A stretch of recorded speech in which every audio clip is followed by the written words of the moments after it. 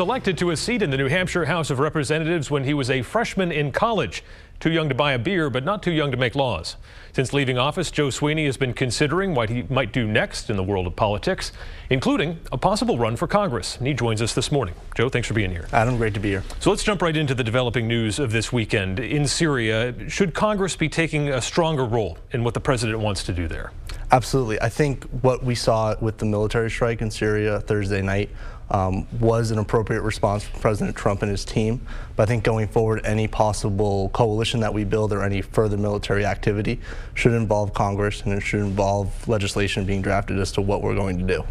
Say you decide to run and get elected. Does Congressman Joe Sweeney become a staunch ally of President Trump, backing up every tweet?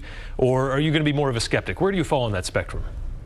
In the scenario that I run for Congress and I get elected to Congress, I'm going to be New Hampshire's congressman. I'm not going to be President Trump's congressman. I'm not going to be Speaker Ryan's congressman.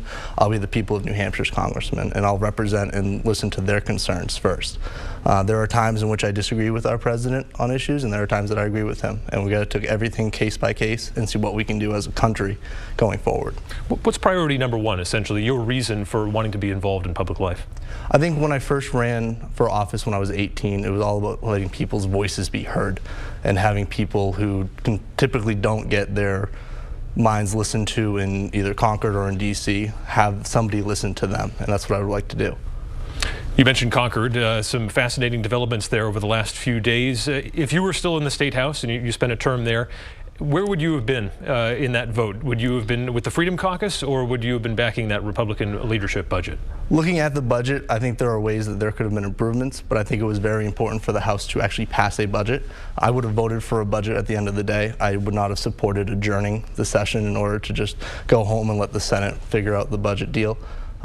There were parts of the budget that I liked, there were parts of the budget I didn't like, but I do think that it would have been important for the House to actually pass a budget. And I think the House, when it comes back in June, is going to regret not passing a budget due to the Committee of Conference and not being able to negotiate from a point of strength. What does this fight say about the Republican Party in New Hampshire on a bigger picture?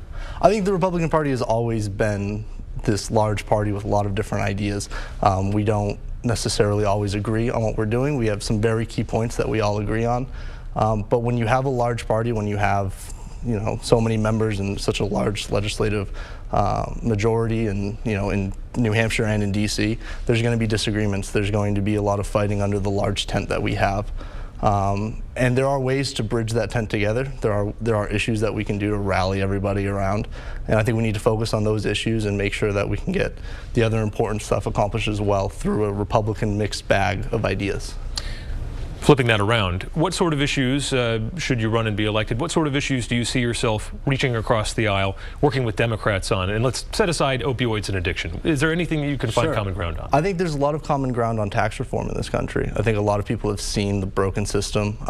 We give out there are a lot of loopholes that need to be closed, a lot of benefits that need to be looked at and examined. I think Democrats and Republicans can work together on tax reform. I think the way to do tax reform is doing it through a bipartisan measure. It shouldn't just be the Republican way, and it shouldn't just be the Democratic way. It should be the American way for tax reform. Do you see your generation maybe reversing this trend of polarization a little bit, that we see things so gridlocked in Congress? Does that change with millennials? Oh, absolutely. I think with millennials, there's a lot of different perspectives coming into it. I think the more divides among my generation are on fiscal and economic issues. The social issues, we don't see nearly as much division on within the people of our generation. So I think that the fiscal issues and the economic issues are where the real debate in the future is going to be held. But I think that we can work together, and I think we've seen what division looks like and how it doesn't work for people, and how it's resulted in a Congress that really just can't do anything and get anything done. And I think my generation is going to reject that when we get to be in power. And to wrap up, if you run, why should voters overlook your relative inexperience in the form of age, you're young, and put their faith in you as an elected official? I think, the Constitution says a member of Congress needs to be 25, and I'll be 25 if I were to be sworn in. And I think that's the question on age should be answered that way. But I think there's value in new ideas and new leadership and having a different approach to coming out of it. I was born in the 90s. I was born in a post-Cold War era. I grew up through the war on terror and seeing the world changing. So topics like Iraq, Afghanistan, Syria, Iran, Libya have always been in the media through the time that I was growing up. And I think there's value in those new ideas and that leadership that can be brought to Congress. And I just think the current way isn't working. And so we should probably give a new person a shot.